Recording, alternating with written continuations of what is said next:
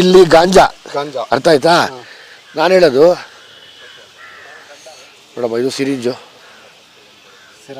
Syringe ಇದು cap, ಅದು ಹೌದು ಸಿರಂಜ್ ಕ್ಯಾಪ್ ಇದು ನೋಡಿ.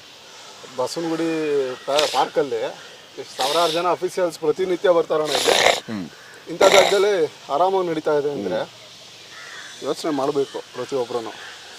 ಈ ಗಾಂಜಾ ಇದೆಯಲ್ಲ ಇಲ್ಲಿ, ಇವ್ರಿಗೆ ಸಿಗೋದು ಲೋಕಲ್ ಗಾಂಜಾ. ಇಲ್ಲಿ ನೋಡಿ, ಇಲ್ಲಿ ಇಲ್ಲೇ ಇದೆಯಲ್ಲಪ್ಪ ಬಂಗಾರ. ನೋಡ್ರಿ ಪುನೀತ್, ನೋಡ್ರಿ ಮಹೇಶ್, ನೋಡಿ ನೋಡಿ, ದೇವ್ರು ನಮ್ಮನ್ನು ಕೈ ಬಿಡಲ್ಲ. ಹಿಡ್ಕೋ ಹಿಡ್ಕೋ ಹಿಡ್ಕೋ ಹೇಳ್ತೀನಿ. ನಾವು ಕೆದಕ್ಬೇಕಷ್ಟೇ, ಕೆದಕ್ದೇ ಇದ್ರೆ ಅದು ಸಿಗಲ್ಲ. ದಿನ ಎಲೆ ಬೀಳ್ತಾ ಇರ್ತಾರ, ಮುಚ್ಚೋಗ್ತಾ ಇರುತ್ತೆ. ಹೌದೌದು, ಮಾಡೋ ಕೆಲಸನೂ ಹೌದು. ನೋಡಿ ಇದೇನೋ ಇದು, ಈಗ ಹೇಳ್ತೀನಿ ಕೇಳಿ. ಇದು ಕರೆಕ್ಟ್. ಹಿಂದೆ ಇದೆ, ಇಲ್ಲಿ ಹೆಣ್ಮಕ್ಳ ಕಾಲೇಜ್ ಇದೆ.